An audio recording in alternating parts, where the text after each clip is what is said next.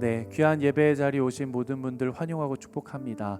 저희 공동체는 종이 주보가 없습니다. 저희 공동체는 카카오 플러스 채널을 통해서 온라인 주보가 매주 발송되고 있고요. 공동체 관련된 소식과 모든 신청은 카카오 플러스 채널 온라인 주보를 통해서 여러분들이 참여하실 수 있습니다. 그래서 카카오톡에서 WEB 웹대학 청년부를 꼭 검색하셔가지고 꼭 채널을 추가를 해주시기 바랍니다. 그래서 여러 소식도 들으시고 또 신청도 하셔서 귀한 참여하시면 좋겠습니다. 오늘도 내 영혼을 향해 하나님의 말씀 나누기 전에 우리 내 영혼을 향해 선포하고 하나님 말씀 나누겠습니다. 지나간 시간은 결코 나를 붙잡을 수 없습니다. 나는 새로운 오늘을 살 것입니다. 아멘. 날마다 이 거룩한 결단이 여러분들의 인생의 토대가 쌓여지게 되기를 축복합니다. 우리가 살아가는 인생은 사실 늘 똑같은 일상이 반복되지는 않습니다. 때로는 높낮이가 있어서 높을 때가 있고 낮을 때가 있고 또 깊을 때가 있고 또 얕을 때가 있습니다. 우리가 인생을 살아가다 보면 행복하고 기분 좋은 일들이 찾아올 때도 있지만 우리를 속상하게 하고 우리를 힘들게 하고 우리를 낭만케 하는 그런 시간도 찾아옵니다. 우리가 살아가는 대부분의 일상들이 아마 집, 회사, 학교, 교회 그리고 형제 자매들 이렇게 운동 열심히 하시는 분들 헬스장 거의 운동집, 학교, 교회 이렇게 왔다 갔다 하는 일상이 반복되기는 하겠지만 우리의 인생을 좀 더 거시적인 부분, 좀 더 전체적인 부분에서 우리의 인생을 바라본다면 우리의 인생은 결코 직선이 아니라 곡선을 향해 무엇인가의 목적을 향해 가고 있다라는 것이죠. 우리의 인생은 그냥 늘 똑같은 일들이 반복되면서 눈에 보이는 것들만 향해 가는 것이 아니라 그 다음이 무엇이 나올지는 모르지만 굽이쳐 어디론가 흘러가는 그런 인생인 것이죠.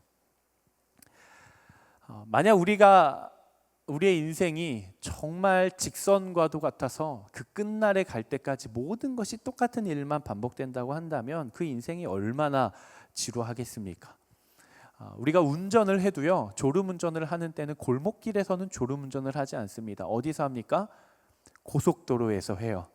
똑같은 속도로 직선을 쭉 가는, 내가 핸들을 틀 필요도 없고 차선 변경을 크게 할 필요도 없는 같은 길만 쭉 달려갈 때 졸음운전을 해요. 아주 낮은 속도로 어디에서 뭐가 튀어나올지 모르고 굽이 꺾어가야 되는 골목길에서는 졸음운전을 하지 않아요. 인생의 사고가 어디서 납니까? 졸음운전을 할 때 나는 거예요. 우리의 인생이 모든 것이 되풀이되기만 한다고 한다면 아마 우리의 마음과 우리의 신앙은 더 떨어졌을 것입니다. 하지만 이번 19기 우리의 표어가 뭐예요? Unexpected. 오늘 당장 무슨 일이 일어날지도 모르는 우리네 인생이기 때문에 우리는 날마다 기도하며 또 혹은 기대하며 하나님 앞에 나아가야 되는 것이죠. 그렇기 때문에 우리의 인생이 참 의미가 있는 것 같습니다. 빛이 있으면 어둠이 오기도 하고 때론 우리의 인생이 어둠이 짙어지다가도 곧 해가 뜨고 여명이 밝아오기도 하는 법이 때문에 그래요. 그렇기 때문에 우리가 인생을 살아갈 때에 내가 지금 처한 나의 상황이 꽤나 안정적이고 높은 곳에 있다고 해서 자만해서는 안 되고, 그리고 우리의 인생이 남들에 비해 꽤나 낮아져 있고 모든 것이 무너져 있는 것 같이 보인다고 할지라도 결코 낙담할 필요가 없는 것이죠. 여러분 꼭 기억하십시오. 우리의 인생의 높낮이가 어디에 있든 왼쪽에 있든 오른쪽에 있든 위에 있든 아래에 있든 중요한 것은 내가 어디에 있느냐가 아니라 지금 그 자리에서 누구와 함께 나아가고 있느냐, 그게 우리의 인생에서 가장 중요한 것입니다. 저는 여러분들이 어디에 있든 우리의 인생의 주인 대신 진정한 왕이신 하나님 한 분만을 붙들게 되기를 주님의 이름으로 축복합니다. 오늘 우리가 함께 읽은 본문은 여호수아 7장 6절에서 21절까지의 본문인데요. 여호수아 7장에는 소위 아이라고 하는 성이 등장을 합니다. 이 아이성을 이스라엘 백성들이 함락시키려다가 실패하는, 어쩌면 이스라엘 백성들에게 있어서 가장 어두운 부분이 등장을 하게 됩니다. 오늘 본문을 보면 참 우리네 인생과 똑 닮아 있다라는 생각을 많이 해요. 그래서 우리가 오늘 말씀을 좀 찬찬히 하나씩 좀 살펴볼 때 그냥 이스라엘 백성들이 그랬구나가 아니라 이스라엘 백성들의 상황을 통해 지금 여러분들이 서 있는 여러분들의 삶의 현 주소, 여러분들의 삶의 포지션, 여러분들의 삶의 자리들을 하나하나씩 돌아보면서 다시금 하나님을 바라볼 수 있게 되기를 바랍니다. 지난주에 이스라엘 백성들이 함락한 성이 있었습니다. 그 성의 이름이 무엇입니까? 바로 여리고라는 성이죠. 우리가 지난주에도 나누었던 것처럼 이 여리고라고 하는 성은 조그만 성읍이 아니었어요. 제법 그 당시 그 지역에서 꽤나 이름값 좀 했던 그런 성읍이에요. 가장 높고 가장 두텁고 심지어 성벽과 성벽 사이, 성벽 위에 마을이 있을 정도니까 정말 의리의리한 그런 성이었습니다. 쉽게 무너지지도 않고 공략해내기도 어려운 그런 철옹성이었어요. 그런데 이스라엘 백성들과 여리고가 전투를 했을 때 누가 이깁니까? 이스라엘 백성들이 점령을 하게 되죠. 그것도 피 한 방울 흘리지 않고 무혈입성으로 완벽한 승리를 이루어냅니다. 왜 그래요? 누가 일하셨기 때문이죠? 하나님이 친히 일하셨기 때문에 그래요. 우리가 지난주에도 나누었지만 이스라엘 백성들이 여리고 성을 함락시키고 점령한 방법이 굉장히 특이했죠. 어떻게 보면 특이하다라고 하는 표현보다 특별하다라는 표현이 더 잘 어울리는 것 같아요. 칼과 창과 화살과 방패를 들고 나아간 것이 아니라 나팔을 들고 뿌한 나팔을 들고 성을 계속 돌다가 야호 하니까 성이 무너지고 그래서 피 한 방울 흘리지 않고 가서 승리를 이루어냅니다. 그러니까 우리가 일반적으로 생각하는 군사와 전술을 통한 승리가 아니라 따라해 봅시다. 믿음을 통한 승리. 이스라엘 백성들이 지난주에 여리고 성을 점령했던 그 승리는 바로 믿음을 통한 승리였다라는 거예요. 그들은 온전한 순종과 온전한 믿음과 온전한 인내를 통해 하나님의 역사를 경험합니다. 얼마나 행복하겠어요. 500년 전 이루어졌던 그 약속이 40년의 광야 생활을 지나 요단강을 건너는 기적을 지나 하나님의 놀라운 기적을 통해 저 철옹성 같았던 여리고를 우리가 한 명도 죽지 않고 완벽한 승리를 이루어낸 거예요. 아마 생각했을 거예요. 와, 가나안 땅, 약속의 땅 가나안 땅에 들어와서 첫 전투를 이렇게 완벽하게 승리해낸 거 보니까 이제 비로소 우리 민족 가운데 빛이 드는구나. 참 어둠의 시간들이 많이 지났는데 드디어 이제 우리의 인생에도 해가 뜨는구나 이렇게 생각했을 거예요. 그런데 문제는 바로 그 순간이라는 것입니다. 하나님의 놀라운 역사가 있는 곳에 인간의 교만이 싹트고 하나님의 은혜가 있는 곳에 영적 공격이 찾아오기라도 하는 듯 이들은 완벽한 성공 뒤에 그 바로 다음 완벽한 실패를 맛보고 맙니다. 아이성은 여리고성에 비하면 굉장히 볼품없는 그런 성이었어요. 크기도 조그마고 군사력도 작고. 그러니까 여리고성이 저 높은 산맥을 우리가 점령했다라고 치면 아이성은 그냥 집 뒤에 있는 동산 정도, 언덕 정도, 별 볼 일 없는. 이스라엘 백성들과 여호수아가 그 아이성을 바라봤을 때 그들 가운데 어떤 마음이 들었을까요? 한번 저를 따라해 보시겠어요? 할만하다. 이 정도면 할만하다. 우리가 정말 말도 안 되는 기적으로 여리고도 무너뜨렸는데 이 정도면 할만하다. 여호수아 7장 2절에서 3절까지의 말씀입니다. 여호수아 2장 7절 3절까지의 말씀 한번 같이 읽어보도록 하겠습니다. 시작.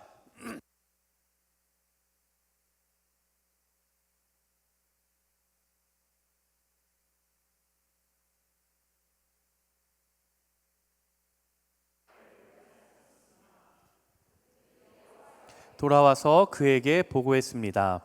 모든 백성들이 다 올라갈 것 없이 2,000명에서 3,000명만 올라가 아이를 치게 하십시오. 그들의 수가 적기 때문입니다.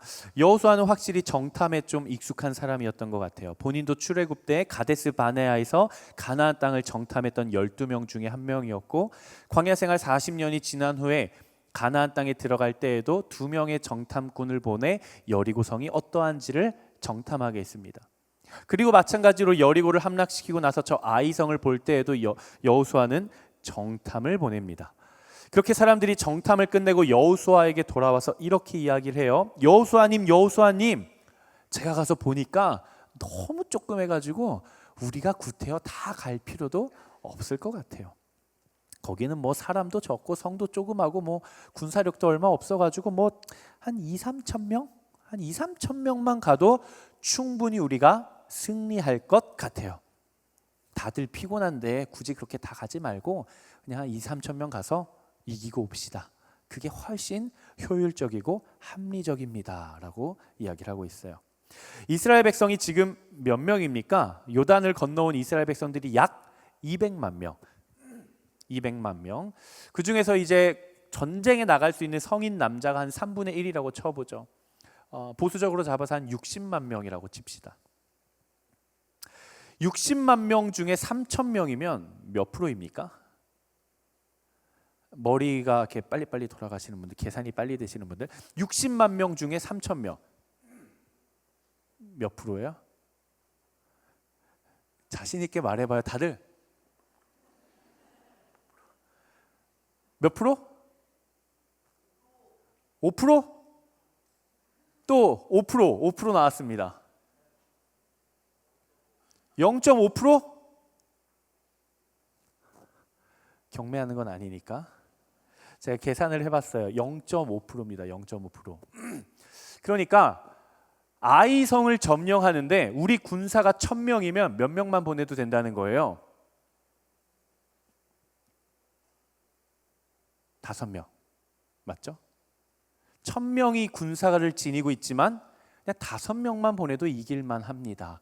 그러니까 그 사람들 안에 그러한 마음이 자리 잡은 거 보면 아이성이 정말 볼품없고 정말 약한 성이었던 것 같아요. 그런데 그들이 결국 어떻게 됩니까? 여호수아 7장 4절 5절 말씀입니다. 4절 5절 한번 읽어보도록 하겠습니다. 시작. 그러나 그들은 아이 사람들 앞에서 도망치고 말았습니다.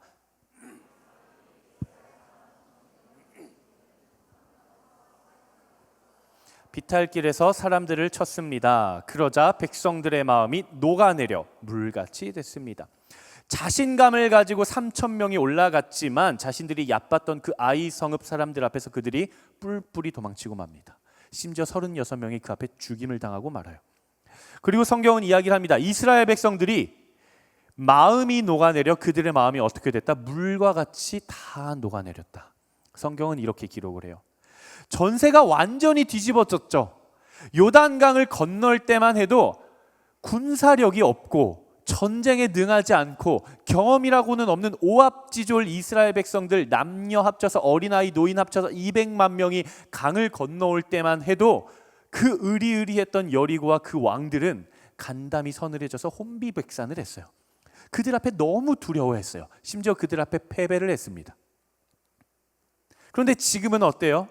여리고성을 완벽하게 점령한 이 오합지졸이었던 사람들이 이제는 자신감이 기고만장해져서 아주 볼품없는 마치 광야에서의 자기들과 같은 모습들이 있는 사람들을 쳐들어갔으나 그들에게 완벽한 패배를 경험하고 이제는 도리어 그들의 마음이 혼비백산하여서 물과 같이 녹아졌다라는 거예요. 빛으로 가득했던 현장에 어둠이 드리워지기 시작하고 기쁨과 환희로 넘쳐났던 그들의 진영에 죽음과 곡소리가 울려 퍼지기 시작하는 순간입니다. 여러분 반드시 기억하셔야 돼요. 은혜가 있는 곳에 하나님의 은혜가 있는 곳에 반드시 영적인 공격이 찾아옵니다. 하나님의 역사가 나타나는 곳에는 늘 어둠이 틈을 노리고 찾아오기 마련이에요. 여러분들이 하나님의 말씀을 붙들고 하나님의 뜻대로 세상 가운데 살아내려 하면 할수록 세상은 여러분들을 더 쥐고 흔들 겁니다. 그래서 우리는 영적으로 민감하게 분별하고 반응할 수 있어야 돼요. 우린 영적으로 민감하게 반응할 수 있어야 돼요. 우리의 인생이, 우리의 상황이, 나의 믿음과 나의 신앙이 높냐 낮냐 깊냐 얕냐 이건 그렇게 중요하지 않아요. 지금 나의 상황이 좋냐 나쁘냐, 내 믿음이 좋냐 나쁘냐, 내 신앙의 깊이가 깊이 내려가 있느냐 아니면 얕게 발만 담그고 있느냐, 그건 중요하지 않아요. 중요한 것은 지금 내가 마주하고 내가 서 있는, 내가 처해 있는 이 상황 가운데 나는 무엇을 의지하고 있느냐는 거예요. 내가 의지하고 있는 것은 무엇인가? 현재 내가 의지하고 있는 것은 무엇인가? 여러분들의 삶의 위치는 아마 다 다를 겁니다. 삶의 높이도 다 다를 거예요. 삶의 상황도 다 다를 거예요. 하지만 중요한 것은 누가 잘 살아내고 있고 누가 못 살아내고 있고 한 것이 아니라 지금 여러분들이 처해 있고 서 있는 그 상황 가운데 여러분들의 마음은 무엇을 의지하고 있냐는 거예요. 여러분들은 지금 무엇을 붙잡고 살아가고 있냐는 것입니다. 여러분들이 의지하고 있고 여러분들이 신뢰하고 있는 것은 무엇입니까? 저는 우리의 마음이 하나님 한 분만을 붙잡게 되기를 주님의 이름으로 축복합니다. 우리가 세상에서 의지할 수 있는 것은 그 어떤 것도 없어요. 오직 만왕의 왕이시오, 만주의 주이시오, 세상 모든 이름보다 뛰어나신 이름이시오, 내 삶의 주인이시오, 주권자이신 하나님 한 분밖에 없는 거예요. 그런데 우리가 인생을 살아가다 보면 아마 이 자리에 계신 모든 분들은 내가 지금 처하고 내가 마주한 상황 속에서 영적으로 무뎌지길 원하는 분은 아무도 안 계실 것 같아요. 하나님의 뜻은 너무 관심이 없어서 어떻게 하면 하나님의 반하는 인생을 살 수 있을까? 어떻게 하면 내가 반성경적인 인생을 살 수 있을까? 어떻게 하면 조금이라도 더 내 하고 싶은 대로 살아갈 수 있을까를 소원하고 기도하시는 분들은 아무도 없을 것 같아요. 그렇죠? 우린 모두 다 하나님의 뜻대로 살아가고 싶어 합니다. 그런데 잘 되던가요? 잘 되지 않죠. 잘 되지 않아요. 마치 이스라엘 백성들의 모습과 똑같아요. 왜 잘 안 될까요? 왜? 나는 하나님의 뜻이 궁금하고 하나님의 뜻대로 살고 싶어하는 마음이 내 안에 가득한데 왜 내 의도와 내 뜻은 열매를 맺지 못할까요? 한번 저를 따라 선포해 보시겠어요? 나의 생각과 판단. 우리가 영적으로 민감하게 반응하고 분별하는 것을 가장 어렵게 만드는 것이 바로 이겁니다. 나의 생각과 판단. 하나님의 뜻과 하나님의 계획과 하나님의 인도하심의 역사를 가장 가로막는 게 무엇입니까, 여러분? 우리 좀 솔직해져 봅시다. 여러분들의 인생에 지금 여러분들이 살아내고 있는 믿음의 여정 가운데 하나님의 역사가 나타나고 하나님의 일하심이 나타나는 것을 가장 가로막고 있는 것은 지금 내가 처한 상황입니까? 아니면 그 상황을 바라보는 나의 판단과 나의 생각입니까? 우린 솔직해져야 돼요. 가장 밑바닥에서도 하나님의 완벽한 승리를 이뤄내실 수 있는 분이 우리의 하나님이신 줄로 믿습니다. 우리의 삶에 하나님의 역사가 나타나지 않는 이유는 내 삶의 상황이 꽉 막혔기 때문이 아니라 그 상황을 마주하는 내가 하나님을 신뢰하지 않기 때문이에요. 내 삶에 하나님의 일하심이 나타나지 않고 하나님의 능력이 나타나지 않는 이유는 내 삶의 형편이 가진 것이 없고 소유한 것이 없고 뭔가 형편이 넉넉지 않기 때문이 아니라 그것 가운데 하나님을 신뢰하지 않고 하나님을 의지하지 않기 때문입니다. 즉 상황이 내 인생을 가로막는 것이 아니라 그 상황을 바라보는 내 생각이 가로막는 거예요. 여러분 이것을 기억하십시오. 여러분들의 인생의 주인이 누구입니까? 하나님이시죠. 여러분들의 인생을 누가 지금 쥐고 계십니까? 하나님이시죠. 여러분들의 인생을 누가 운행하고 계십니까? 누가 운영하고 계십니까? 하나님이시죠. 여러분들의 인생을 누가 책임지십니까? 하나님이시죠. 세상을 창조하시고 세상을 다스리시고 만왕의 왕이시고 처음과 마지막이 되시는 그 하나님께서 모든 것이 가능하신 하나님께서 우리의 인생을 책임지시고 운영해 가신다고요. 그분 앞에 문제될 상황은 아무것도 없어요. 여러분들이 어떤 상황을 마주했다고 하더라도 하나님에게는 문제가 아닙니다. 문제는 뭐예요? 그 상황을 문제라고 인식하는, 따라합시다, 내 생각과 판단. 하나님은 이 상황에서 일하시지 못할 것 같아.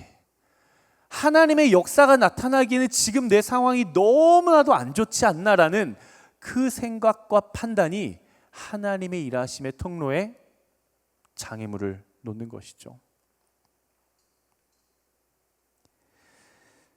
하나님을 향한 기쁨과 감사와 평안과 만족으로 가득 차야 할 이스라엘 백성들의 그 마음의 자리에 어둠이 돋아나기 시작합니다. 하나님께서는 그들에게 빛으로 가득 비추어 주셨는데 그들의 마음 한구석에서는 어둠의 그림자를 만들어내고 있는 거예요. 그들의 경험, 그들의 생각, 그들의 판단이 그들로 하여금 죽음으로 몰고 간 것입니다. 하나님의 놀라운 역사를 경험했음에도 불구하고 그 다음 상황, 몇십 년 뒤도 아니에요. 그 다음 날 바로 가니까 이 상황을 바라보자 내 생각과 내 판단이 하나님의 역사를 제한하고 내 스스로 가기 시작한 것이죠. 내 생각과 내 판단이 우리를 죽음으로 몰고 가는 것입니다. 아마 그들은 자신만만했을 거예요. 우리가 철옹성 같은 여리고도 무너뜨렸는데 고작 함성 가지고 그 성도 무너뜨렸는데 우리가 칼만 쥐면 아이성 정도야. 한 명도 안 죽고 하루 만에 점령할 수 있을걸. 하나님은 그 누구를 통해서도 일하실 수 있습니다. 아멘이시죠? 하나님은 연약한 자를 통해서도 일하시고요, 강한 자를 통해서도 일하세요. 하나님은 부한 자를 통해서도 일하시지만 하나님은 아무것도 가지지 않은 가난한 자를 통해서도 일하십니다. 하나님은 지혜로운 자를 통해서도 일하시지만 아무것도 알지 못하는 무지한 자를 통해서도 하나님은 일하실 수 있는 하나님이세요. 그게 우리가 믿는 하나님이에요. 하나님 여러분들을 통해 일하기를 원하십니다. 하나님은 여러분들의 인생에 역사하기를 원하십니다. 하나님 그걸 원하세요. 그런데 하나님의 역사가 우리 안에 우리의 삶에 나타나지 않는 때들이 있어요. 하나님의 역사가 나타나지 않기 시작할 때에는 이스라엘 백성들과 똑같아요. 바로 이때입니다. 이 정도면 내가 할 만한데 싶은 때예요. 자막을 좀 띄워주시겠어요? 이 정도면 내가 할 만한데? 여러분, 우리가 냉철하게 우리의 삶을 돌아봐야 돼요. 우리가 무엇을 기도하고 무엇을 기도하지 않습니까? 우리가 할 수 없는 것들은 우리가 기도하지만 우리가 할 수 있는 것들은 기도하지 않아요. 하나님의 역사가 나타나기 시작하는 때가 언제입니까? 내 경험과 내 판단과 나의 힘과 나의 능력으로 무엇인가를 해봐요. 열심히 해보는데 실패를 실패를 또 경험해요. 그때 우리는 그 밑바닥에서 느끼게 됩니다. 아, 내가 생각보다 할 수 있는 게 없구나. 아, 지금 내가 처한 이 상황 속에서 내가 할 수 있는 거라고는 아무것도 없구나가 내 안에 자리 잡기 시작할 때, 그럼 우리 안에 어떤 생각이 들어요? 하나님께 맡겨야겠다. 그때 우리는 기도하기 시작합니다. 하나님의 역사가 언제 나타납니까? 우리가 모든 것을 고백하고 주께 맡기고 기도하기 시작할 때 하나님의 역사가 나타나는 거예요.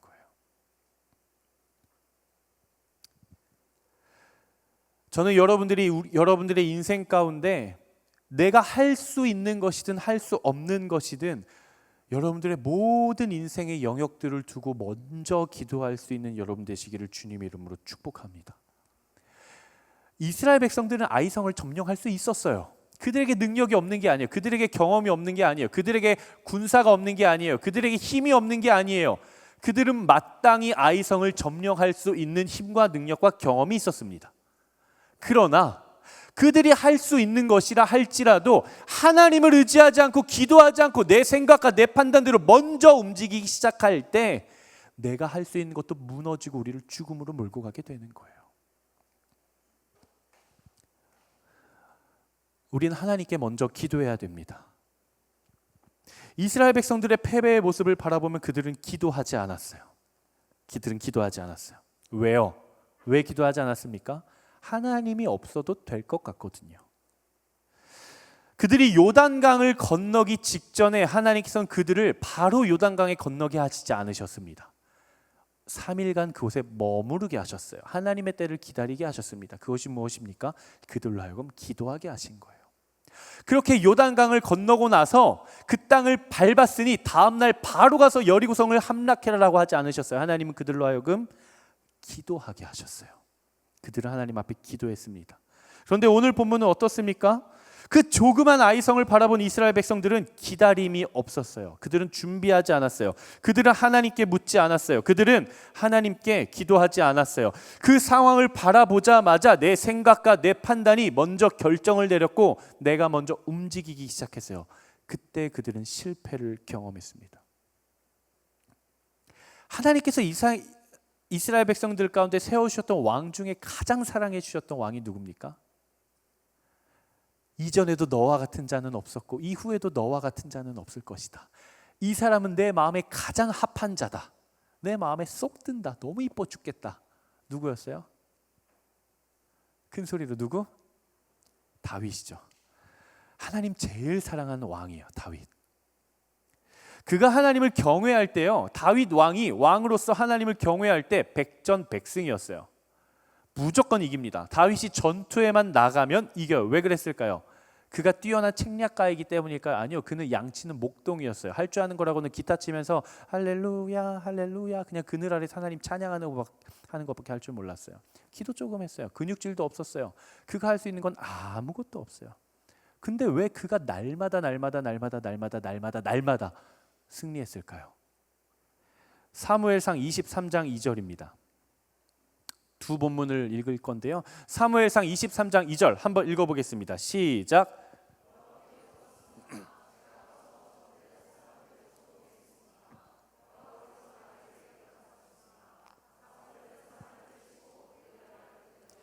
자, 사무엘상 30장 8절입니다. 같이 읽어보겠습니다. 시작. 다윗은 여호와께 여쭈어 보았습니다. 제가 저 약탈자들을 쫓아가야 합니까? 제가 그들을 따라잡겠습니까? 여호와께서 대답하셨습니다. 저들을 쫓아가거라. 내가 그들을 따라잡아 반드시 모두 구해낼 것이다. 다윗은 언제나 무엇을 하든 늘 하나님께 먼저 기도하고 먼저 여쭈어 봅니다. 하나님, 제가 쳐도 될까요? 다윗에게 있어서 내 군사력은 중요하지 않아요. 하나님, 제가 이만한 군사력이 있는데요, 이게 승부가 가능할까요? 란 질문이 아니에요. 하나님, 갈까요 말까요? 딱 이거 하나였어요. 다윗은 늘 하나님께 여쭈어 보았고 하나님은 늘 다윗에게 대답해 주셨어요. 이것이 믿음이요, 이것이 사랑의 관계요, 이것이 동행입니다. 사랑하는 여러분, 늘 하나님께 여쭈어 보십시오. 먼저 하나님께 아뢰십시오. 여러분, 기도하셔야 돼요. 여러분들이 할 수 있는 일, 할 수 없는 일, 그게 중요한 게 아니라, 내가 어디 있느냐가 중요한 게 아니라 하나님 앞에 기도하셔야 됩니다. 기도하지 않으면 우리가 하나님의 음성을 들을 수 없고 분별할 수 없어요. 내 상황이 내가 할 수 있느냐 없느냐가 중요한 게 아니에요. 우리는 기도하지 않으면 하나님의 음성을 분별할 수가 없어요. 우리 공동체는 9월 19, 20, 21 쇼킹이라는 주제로 수련회를 준비합니다. 어려울까요? 수련회 준비하는 거 어려울까요? 제 솔직한 말로 하면 하나도 어렵지 않아요. 20살 때부터 매년 해왔던 게 그거예요. 저는 사역을 시작하면서 수련회 매년 합니다. 100명, 200명, 300명, 1000명, 1500명 수련회를 준비하고 기획하고 실행을 해요. 수련회를 준비하는 것 자체가 어려울까요? 아니요, 어렵지 않아요. 하면 돼요. 경험이 있고 데이터가 있으니까 어렵지 않아요. 그럼 그냥 진행하면 될까요? 그냥 준비하면 될까요? 아니요. 아무리 쉬운 일이라고 한들, 아무리 할 만한 일이라고 한들, 목회자가 먼저 수련회를 준비하며 기도하지 않으면 그것 가운데 하나님의 역사가 나타나지 않을 줄로 저는 확실하게 믿어요. 우리 MC단들 수련회 준비하시죠? 경험이 있다고 해서, 내가 할 만하다고 해서 기도하지 않고 준비하면 그것 가운데 능력이 없습니다. 우리 공동체 지체들 수련회, 물론 이 자리 가운데는 수련회라는 것을 처음 가보시는 분들도 있을 거예요. 인생의 처음. 하지만 이 자리 가운데 수련회 매년 해왔고 올해도 그냥 하네. 내가 아는 그 수련회 익히 알 것 같고 프로그램 뭔지 알 것 같고 가서 뭐 하는지 알 것 같고 그냥 회비 내고 시간 내서 참여하면 되겠네 라고 하고 가시면 여러분들 가운데 아무런 은혜가 없을 거예요. 취소할게요. 하나님이 은혜를 허락하시면 은혜는 있을 거예요. 제가 뭐라고 단언할 수는 없으니까. 네. 그렇잖아요. 우리가 준비 없이 가도 하나님 부어주시면 아무 기대 없이 갔는데도 하나님이 부어주시면 은혜가 임하는 거니까 뭐 제가 단언할 수는 없죠. 이 은혜가 있을 수도 있어요. 하지만 분명한 것은 여러분들이 이번 수련회를 왜 가야 하고 하나님이 나를 왜 부르시고 내가 무엇을 위해 기도해야 되는지 하나님께 묻고 교제하고 동행하고 기도하며 준비한 사람은 삶의 자리에 모든 성벽을 무너뜨릴 수 있는 하나님의 놀라운 역사가 그 자리에 나타날 줄로 저는 확실하게 믿어요. 제가 뛰어난 게 아니에요. 제가 지혜 있는 게 아니에요. 성경이 증언하고 있기 때문에 그래요. 여러분 기도로 준비하십시오. 우리의 공동체의 기도의 자리가 너무너무 많아요. 이그나이트 철야 기도에 신청하십시오. 주중 중보 기도면 시간 확보해서 오십시오. 주일 중보 기도면 2시 반에 모입니다. 오십시오. PEO 프로젝트 함께 중보하십시오. 여러분 기도의 자리가 너무 많아요. 오늘 중보 기도에 몇 시라고요? 저녁 7시 30분. 여러분들을 정죄하거나 여러분들에게 마음에 부담을 주고 싶은 마음은 정말 요만큼만 있어요. 아주 적. 그래도 목회자인데 좀 부담은 줄 수 있잖아요, 그렇죠? 요만큼은 여러분한테 좀 부담을 주고 싶어요. 여러분 거룩한 부담감이 없이는 우리의 인생이 바뀌지가 않아요. 우리의 영혼이 편해서는 우리의 인생이 바뀌지가 않아요. 그 거룩한 부담감에 있는 하나님의 부르심 앞에 순종하기 시작할 때 비로소 우리의 삶에 하나님의 역사가 시작되는 줄로 믿습니다. 우리가 기도하면 할수록 깨닫게 되는 것이 있습니다. 우리가 하나님께 여쭙고 하나님의 마음을 알고 우리가 하나님께 나아가서 엎드려 기도하면 기도할수록 우리가 더 깊어져 갈수록 알아지는 게 있어요. 깨달아지는 게 있어요. 그것이 무엇인가? 하나님께서는 우리의 모든 죄를 해결하기를 원하신다라는 거예요. 너무 중요한 사실입니다, 여러분. 꼭 기억하십시오.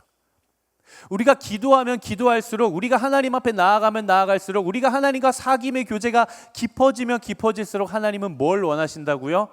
우리의 모든 수치와 우리의 모든 조롱과 우리의 모든 모욕과 우리의 모든 쓴뿌리와 우리의 모든 자아와 우리의 모든 연약함과 우리의 모든 죄성을 하나님은 씻어버리기를 원하세요. 하나님이 깨끗하게 하기를 원하세요. 여호수아 7장 1절입니다. 여호수아 7장 1절 한번 같이 읽어보도록 하겠습니다. 시작.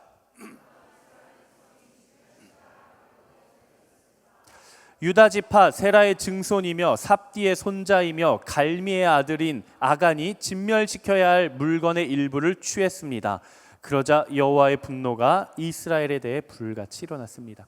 하나님께서 이스라엘 백성들에게 여리고를 함락시키라고 말씀하셨을 때 그들 가운데 명령한 것이 있습니다. 무엇이었죠? 너희가 그 성을 점령하고 나서 아무것도 손대지 마라. 아무것도 손대지 마라. 지난주에 이 말씀을 나누면서 하나님은 욕심꾸러기여가지고 이스라엘 백성들한테는 아무것도 주지 않고 하나님 혼자 다 독차지하려고 아무것도 손대지 말라 그랬다. 그렇죠? 아니죠. 하나님께서 그들에게 주시고자 하셨던 메시지는 무엇입니까? 이 전쟁이 누구의 것이다? 나의 것이다. 내가 승리할 것이다. 또 한 가지, 이 전쟁의 승리에 너희의 공로가 아무것도 없다. 너희의 공로가 있는 것이 아니라 너희에게 있는 것은 오직 은혜와 승리뿐이다. 이것이에요. 그리고 또 다른 중요한 의미가 있습니다. 이스라엘 백성들이 가나안 땅에 도착해서 수많이 치러야 할 전쟁들 중에 여리고성 전쟁은 첫 번째 전쟁이었어요. 즉, 첫 번째 것은 다 하나님께 온전히 바치라는 것이죠. 전쟁의 승리의 첫 열매, 하나님께 온전히 바치라는 것입니다. 그런데 아간이라는 사람이, 이러면 안 되는데 이름도 좀 간사해요. 이름이 축복이, 평안이, 화평이 이러면 참 좋겠는데 간사해. 이름 가지고 이러면 안 돼요. 취소하겠습니다. 아간이라는 사람이 진멸시켜야 할 물건의 일부를 그가 취합니다. 하나님께 온전히 내어드려야 하는 것을 도둑질을 해요. 하나님께서 이것을 보시고 이스라엘에 대해 진노하십니다. 그들이 전쟁에서 패배할 수밖에 없었던 이유가 바로 여기에 있어요. 그들에게 능력이 있고 경험이 있고 지혜가 있고 군사력이 있지만 그럼에도 불구하고 그 작은 걸림돌에 넘어질 수밖에 없었던 이유, 따라합시다. 죄. 바로 불순종이죠. 하나님은 이스라엘 백성들에게 언제든 아이성을 주실 수 있는 분이셨습니다. 하지만 그렇게 하지 않으셨어요. 하나님은 이스라엘 백성들에게 여리고를 주셨던 것처럼 그들이 믿음으로 나아갈 때에 아이성도 주실 수 있었어요. 하지만 하나님은 아이성을 허락하지 않으셨습니다. 왜요? 죄를 해결하기 원하셨기 때문에 그래요. 오늘 본문 12절 13절 말씀입니다. 오늘 본문 12절 13절 말씀 한번 같이 읽어보겠습니다. 시작. 그렇기에 이스라엘 백성들이 그 적을 당해내지 못하고 등을 보인 것이다. 그들이 진멸시켜야 할 대상이 됐기 때문이다. 진멸시켜야 할 물건을 너희 가운데 없애지 않으면 내가 더 이상 너희와 함께하지 않을 것이다. 가서 백성들을 거룩하게 하고 그들에게 말하여라. 너희는 내일을 위해 너희 몸을 거룩하게 하라. 이스라엘의 하나님 여호와께서 말씀하신다. 이스라엘아, 너희 가운데 진멸시켜야 할 물건을 제거하지 않으면 너희 원수들을 당할 수 없을 것이다. 하나님께서 이스라엘 백성들에게 너무나도 분명하고 명확하게 말씀하세요. 진멸시켜야 할 그 물건을 너희 가운데 없애지 않으면 난 더 이상 너희와 함께하지 않겠다. 이것보다 더 명확하게 말씀하실 수는 없어요. 하나님 추상적인 분이 아닙니다. 하나님 뭉뚱그려 얘기하시는 분이 아니에요. 야, 너네가 패배한 이유? 찾아봐. 넌 알기, 야, 눈치가 있으면 알겠지. 네가 알아서 찾아봐. 라고 하시지 않으세요. 너희 가운데 진멸하여야 할 물건이 있다. 이것을 없애지 않으면 너희와 함께하지 않겠다. 결국 여호수아가 이스라엘 백성들을 모두 모아서 범죄한 자를 찾기 위해 제비를 뽑습니다. 우리 공동체에 제비의 그라운드 룰이 있어요. 제비를 뽑으려면 뭘 걸어라? 목숨을 걸어라. 여러분 아울리치 준비할 때 아울리치 팀장 와 우리 팀장 제비로 뽑자 뽑았는데 나예요. 다시 뽑아 다시 모아. 그러려면 제비를 왜 뽑아요? 자, 따라합시다. 제비를 뽑으려거든 목숨을 걸어라. 제비는 딱 한 번이에요. 한 번 뽑고 하나님이 말씀해 주시면 순종하는 거예요. 여호수아가 제비를 뽑습니다. 다 모여 12개 지파 뽑아요. 뽑았더니 유다 지파. 유다 지파 족속들 다 모여 뽑았더니 세라 족속. 나머지 세라 족속 다 모여 뽑았더니 삽디 가족. 자, 삽디 가족들 중에 성인 남자 다 모여 뽑았더니 아간이 뭐야 다시 해 지파부터 다시 뽑아.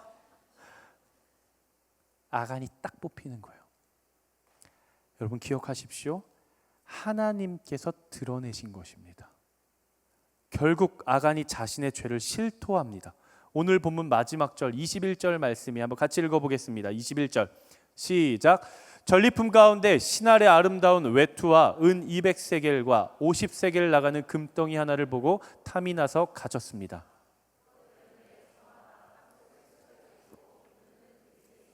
아간이 이야기를 합니다. 내가 광야 가운데 거적대기 옷만 입고 다니다가 너무 아름다운 최고급 명품 신할의 아름다운 외투를 보니까 제 눈이 횟가닥해가지고 마음에 탐이 나서 제가 가졌습니다. 은 200세겔과 금 50세겔을 훔쳤습니다. 은 200세겔은 약 2.3kg고요. 금 50세겔은 약 500g 정도예요. 환산하면 한 5천만 원 단위의 돈이라고 합니다. 결국 아간이 불태워 죽거든요. 여러분들 안에 혹시 이런 생각을 하시는 분들이 계실 수도 있을 것 같아요. 아니 아무리 그래도 5천억도 아니고 5천만 원. 그 여리고성 함락하고 5천만 원 잠깐 슬쩍 해가지고 자기 땅에 감췄다고 사람을 불태워 죽이는 게 뭐 말이나 되나? 아니 지금 보니까 아간이 그래도 자기 범죄한 거 회개하고 고백했는데 자기 잘못했다고 시인했는데 그 사람을 데려다가 불태워 죽이는 게 이게 합리적인가? 이게 말이 되나? 저는 반대로 생각하고 싶어요. 만약 아간이 하나님의 것을 취했는데 아이성을 점령하기 전에 나의 죄를 고백하고 하나님 앞에 가서 회개하고 내 모든 것들을 내어드렸다면 저는 그의 생명을 하나님께서 보전하셨을 거라고 생각합니다. 하지만 이스라엘 백성들이 아이성을 점령하고 패배하고 죽음을 당하고 모두가 후퇴하고 올 때까지도 아간은 드러내지 않았어요. 하나님께서 이스라엘 백성들에게 명령하십니다. 너희 가운데 진멸하여야 할 물건이 너희 가운데 있기 때문에 이것을 제하기 전까지는 난 너희와 함께하지 않을 것이다. 이스라엘 백성들 전체가 그게 무엇인지 몰라도 누구는 알아요? 아간은 알아요. 여호수아가 제비를 뽑자고 했을 때 여호수아님 멈추십시오. 지파를 뽑기 전에 사실 제가 범죄했습니다. 저를 용서해 주시고 제가 훔친 것들이 여기 있습니다라고 토로했다라고 한다면, 회개했다라고 한다면 하나님께서 용서해 주실 여지가 있었을지도 모르겠어요. 하지만 아간은 자기가 뽑히기 전까지 끝까지 거짓말하고 감추었어요. 여기서 우리가 죄의 특성을 알 수가 있습니다. 그것이 무엇인가? 죄는 끊임없이 숨기고 감추려고 한다는 거예요. 죄는 여러분들로 하여금 속삭여요. 너의 죄를 고백하고 있는 그대로 회개하고 용서를 구해. 그래야 네가 살 수 있어라고 얘기하잖아요. 죄는 뭐라고 이야기를 해요? 감출 수 있으면 지구 끝까지 감춰. 감출 수 있고 숨길 수만 있으면 네가 끝까지 덮고 모른 척해. 여러분들이 아간이라면 어떻겠어요? 지금 진멸당해야 할 대상이 나라는 걸 알아요. 제비를 뽑았더니 우리 가족이 뽑혔어요. 그 제비 안에 아간 이름만 있는 건 아니었을 거예요. 그렇죠? 우리 가족의 다른 사람의 이름도 거기에 있었을 거예요. 그 가족의 이름을 뽑기 직전 여호수아의 손이 그 뽑기함에 딱 들어갔을 때 아간에겐 선택지가 있었겠죠. 내 이름이 뽑히면 내 죄가 드러나지만 내 이름이 뽑히지만 않으면 나는 드러나지 않을 수 있잖아요. 비록 내 가족 누군가는 죽을 수도 있겠죠. 하지만 나만 아니면 한 번만 더 참아내면 한 번만 더 나를 비껴가면 나는 살 수 있잖아요. 죄는 끊임없이 우리에게 그렇게 이야기를 합니다. 죄는 끊임없이 우리를 죽음 직전까지 몰고 와서 죽음에 빠지기 직전까지 뭐라고 이야기를 해요? 감추어라, 덮어라, 모른 척해라, 외면해라. 끊임없이 죄는 우리를 향해 그렇게 이야기해 옵니다. 그런데 하나님은 뭐라고 말씀하세요? 제비를 뽑아라. 그 사람이 누군지를 끄집어내라.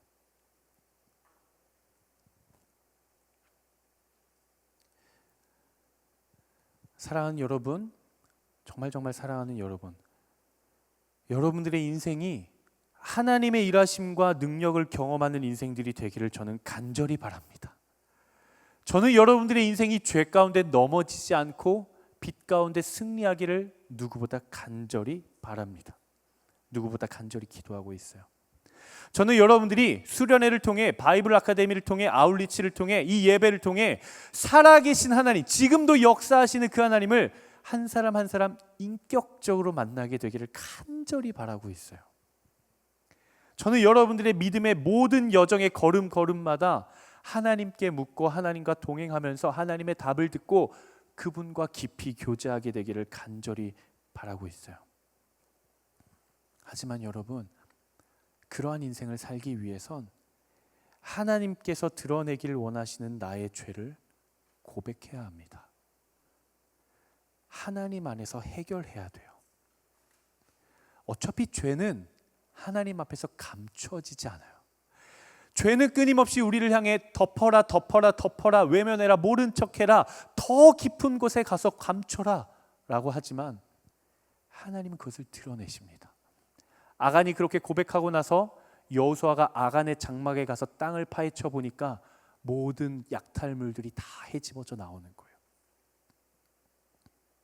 우리는 감추려 하지만 하나님은 드러내십니다. 하나님의 은혜의 빛이 내 삶을 비출 때 그 순간 나의 교만과 경험이라는 보루는 내 안에 또 다른 그림자를 만들어낼 거예요. 그리고 우리는 빛이 비추어지지 않는 그 내 영혼의 그림자 속에 내 허물을 파묻기 시작해요. 내 연약함을 파묻기 시작해요. 나의 죄의 쓴뿌리와 상처와 나의 옛 자아들을 하나님이 빛이 비추어질 때 내가 보루를 세워놓고 그림자를 만든 다음에 거기에 내 모든 부끄러운 것들을 다 파묻기 시작해요. 그리고 그렇게 어둠 가운데 파묻고 우리는 빛으로 나가서 마치 우리가 경건한 것처럼 하나님과 동행하기를 원하죠. 그런데 하나님은 우리의 삶을 빛을 비추시지만 하나님께서 진짜 빛을 비추기를 원하시는 영역은 어디입니까? 나의 경험과 나의 생각과 나의 판단이라는 그 보루 뒤에 있는 나의 연약함이에요. 하나님 거길 비추길 원하세요. 하나님 여러분들의 어둠을 비추길 원하세요.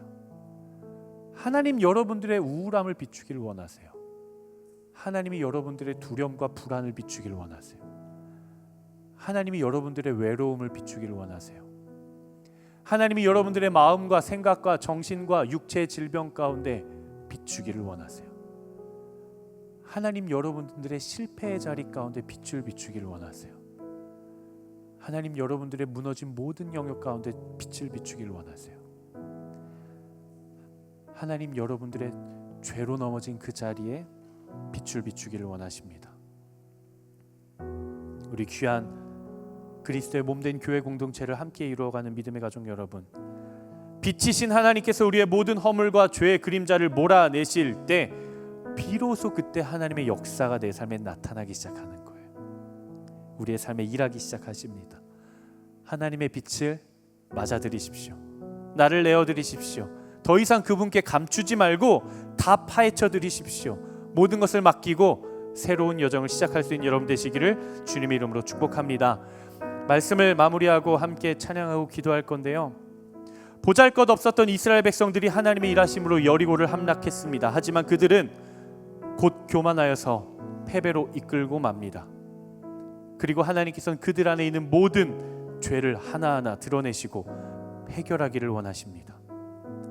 우리 하나님은 빛이십니다. 빛이 어둠에 비치면 모든 그림자는 떠나갈 줄로 믿습니다. 하나님께 들키고 싶지 않은 나의 모든 깊은 영역 가운데 하나님의 빛이 비추어지게 되기를 주님 이름으로 축복합니다. 나의 모든 어둠과 나의 모든 연약함과 상처와 그림자들을 몰아내실 하나님을 진정한 왕으로 맞아들이는 여러분 되시기를 주님 이름으로 축복합니다.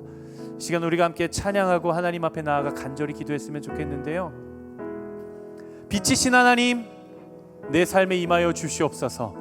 한쪽 면만을 비추는 것이 아니라 내가 덮어두고 모른 척했던 나의 그 깊은 이면도 하나님 그 거룩한 빛으로 비추어 주시옵소서. 하나님, 내가 주께 내어드립니다. 주께 맡겨드립니다. 이렇게 고백하시는 분들, 우리 한번 간절한 마음 가지고 자리에서 한번 일어나 보겠습니다. 우리 하나님 빛이십니다. 빛이 비추면 우리의 모든 영혼의 어둠은 떠나갈 줄로 믿습니다. 여러분들의 삶의 생각과 판단이라는 보루를 무너뜨리십시오. 그리고 파묻었던 그 모든 영역을 주께 맡기십시오. 파헤치십시오. 주께 내어드리십시오. 그리고 여러분들의 모든 어둠을 하나님의 빛으로 떠나보내십시오. 우리 함께 찬양합니다. 빛 되신 주 어둠 가운데 비추사 내 눈 보게 하소서. 주를 예배하는 선한 마음 주시고 우리 시간 내 영혼과 내 마음과 내 보루 이면에 있는 그 깊은 영역을 바라보며 빛 되신 주님, 빛 되신 주 어둠 가운데 비추사 내 눈 보게 하소서. 예배하는 선한 마음 주시고 산 소망이 되시네. 나 주를 경배하리. 나 주를 경배하리. 여러분들의 삶의 모든 우상을 무너뜨리십시오. 모든 상황 앞에 나의 생각과 판단이라는 보루를 무너뜨리시고 하나님을 왕으로 맞이하십시오. 우리의 마음을 열고 주를 바라보며 나아갑니다. 사랑스러운 주님, 존귀한 예수님, 아름답고 놀라 우리의 모든 마음을 높이며 찬양합니다. 만유의 높임을 받으소서. 만유의 높임을 받으소서. 영광 중에 계신 예, 우리가 주님을 높이는 인생 되게 하여 주시옵소서. 겸손한 하나님 우리의 마음에 찾아오시옵소서. 빛이신 하나님 우리의 영혼 깊은 곳 가운데 오셔서 말씀하여 주시옵소서. 내가 마음을 엎드려 주를 경배합니다. 나 주를 경배하니 엎드려 절하며 예 주님 우리가 오직 하나님만을 나의 왕으로 맞이합니다. 예 주님의 이름이 높임 받으시옵소서. 오 사랑스러운 주님 존귀한 예수님 아름답고 놀라운 나 주를 경배하리. 나 주를 경배하니 엎드려 절하며 고백해 준 나의 하나님 오 사랑스러운 주님 존귀한 예수님 아름답고 놀라우신 주 우리 고백합시다. 다 할 수 없네. 닿을 수 없네 주의 은혜 내 죄 위한 주 십자가 다 할 수 없네. 닿을 수 없네 주의 은혜 내 죄 위한 주 우리 고백합시다. 우리는 다 할 수 없네. 닿을 수 없네 주의 은혜 내 죄 위한 주지 다 할 수 없네. 닿을 수 주의 사랑.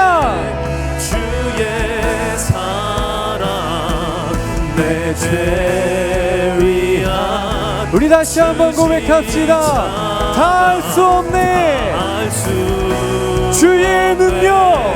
주의 능력 내 죄 위한 우리 다시 고백하며 나아갑니다. 다 할 수 없네. 주의 생각. 수 없네 주의 생각 내 죄 위한 우리 마지막으로 고백하며 다 할 수 없네. 주의 계획. 수 없네 주의 생각에 내 죄 위한 주 십자가 나 주를 나 주를 경배하니 엎드려 절하며 고백해 준 나의 하나님 오 사랑스러운 주님 존귀한 예수님 아름답고 놀라우신 나 주를 경배하리. 나 주를 경배하니 엎드려 절하며 고백해 준 나의 하나님 오 사랑스러운 주님 존귀한 예수님 아름답고 우리 이 시간 함께 기도하며 나아가겠습니다. 우리 이 시간 기도하며 나아가실 때 우리의 모든 시선을 하나님을 바라보며 빛이신 주님을 맞이하며 나아갑시다. 우리 이 시간 두 손을 마음에 얹고 기도합시다. 하나님, 우리의 삶에 우리의 영역과 우리의 마음과 우리의 생각과 우리의 판단 속에 있는 모든 그림자 속에 나의 수치와 나의 조롱과 나의 모욕과 나의 상처와 나의 외로움과 나의 우울함과 나의 불안과 두려움과 나의 모든 죄를 묻었습니다. 하나님, 이것들을 파헤쳐 주시옵소서. 주여, 주의 빛을 비추어 주시옵소서. 주의 역사가 내 삶에 나타나게 하여 주시옵소서. 이 시간 주여 세 번에 치며 기도합니다.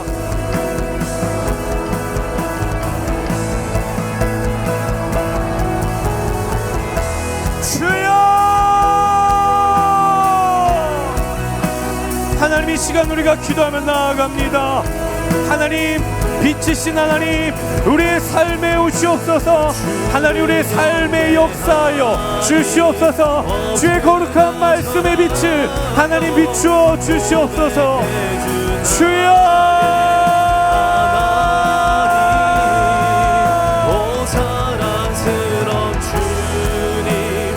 주님 오셔서 우리를 비추어 주시옵소서. 주의 영광의 빛, 주의 거룩의 빛, 주의 생명의 빛, 주의 자유의 빛, 주여 우리의 영혼을 비추어 주시옵소서. 모든 어둠이 떠나가게 하여 주시옵소서. 주여,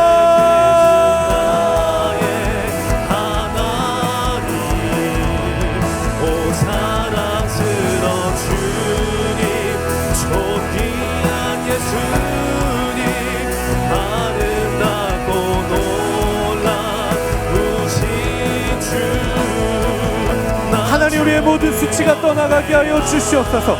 예수 그리스도의 다 알 수 없는 은혜의 그 십자가 앞에 나의 모든 조롱과 모욕이 떠나가게 하여 주시옵소서. 예수 그리스도의 그 알 수 없는 사랑 앞에 하나님, 우리의 모든 자아가 무너지게 하여 주시옵소서. 하나님, 우리가 다 알 수 없는 예수 그리스도의 그 능력의 십자가 앞에 하나님, 우리의 모든 무능력과 우리의 모든 하나님 모든 죄와 우리의 모든 생각과 하나님, 우리의 모든 판단들이 하나님 그 안에서 무너지게 하여 주시옵소서. 왕 되신 아버지 하나님, 왕이신 하나님, 내가 주를 높이며 주의 이름을 영원히 송축하며 나아갑니다. 하나님, 그 빛을 하나님 이곳 가운데, 마음 깊은 곳 가운데 하나님, 우리의 심령과 우리의 생각과 우리의 관계와 우리의 자아와 나의 존재와 나의 삶의 깊은 곳에 숨겨져 있는 모든 어둠들 가운데 주의 생명의 빛을 비추어 주시옵소서. 나는 세상의 빛이라고 말씀하셨으니 하나님, 우리가 그 빛을 바라보며 나아갑니다. 하나님, 역사하여 주시옵소서. 주여 오시옵소서. 내가 주님을 맞이합니다. 왕이신 나의 하나님, 우리의 마음을 좌정하사 다스려 주시옵소서. 주여, 나의 왕,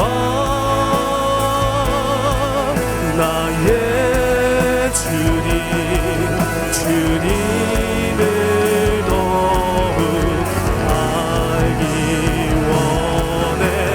나 주님께 오직 주께 경배하네.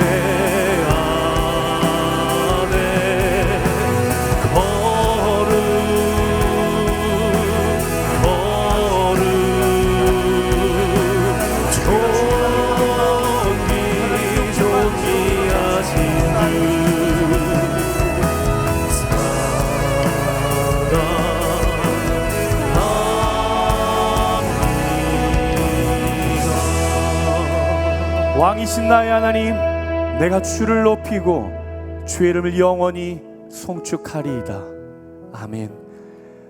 빛이신 하나님, 우리의 삶에 좌정하사 모든 영역 가운데 주의 빛을 비추어 주시옵소서.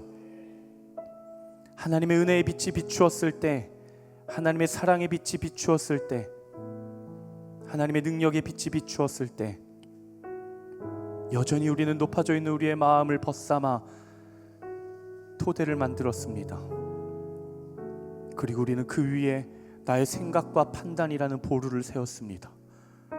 그리고 하나님이 보시지 않았으면 좋겠는 영역, 하나님이 모른 척 해주셨으면 좋겠는 영역, 하나님께 내어드리고 싶지 않은 나의 나라를 만들고 나의 공간을 만들고 그 어둠의 자리에 땅을 파고 나의 모든 수치와 나의 모든 죄와 나의 모든 옛 자아들을 그곳에 파묻고 외면하였습니다. 하지만 우리가 주님 이제는 압니다. 하나님께서는 그곳을 만지기를 원하신다라는 것, 하나님께서는 그곳 가운데 빛을 비추기를 원하신다라는 것, 하나님은 우리의 행복도 기쁨도 주길 원하시지만 하나님은 우리의 슬픔과 아픔과 우리의 모든 낭망함의 영역들을 하나님께서 취하기를 원하신다라는 것. 하나님, 이제 내어드립니다. 나의 토대를 무너뜨리게 하여 주시옵소서. 나의 보루를 무너뜨리게 하여 주시옵소서. 나의 생각과 나의 판단과 나의 경험과 나의 교만을 내려놓고 온전히 왕이신 하나님을 그 빛을 맞이하게 하여 주시옵소서. 빛이신 하나님, 우리의 생각과 우리의 감정과 우리의 삶과 우리의 존재와 우리의 영혼의 가장 깊은 영역 가운데 하나님 빛을 비추어 주셔서 우리의 영혼의 모든 어둠이 떠나가게 하여 주시옵소서. 우리의 삶의 모든 어둠이 떠나가게 하여 주시옵소서. 우리의 모든 두려움과 실패의 어둠이 떠나가게 하여 주시옵소서. 그렇게 하나님께서 다스리시고 하나님께서 통치하시는 그런 인생이 되어 주와 날마다 기도하며 동행하는 인생이 되게 하여 주시옵소서. 감사드리며 거룩하신 예수 그리스도의 이름으로 기도드리옵나이다. 아멘. 우리 빛이신 하나님께, 우리 왕 되신 하나님께 모든 영광의 박수 올려드리겠습니다.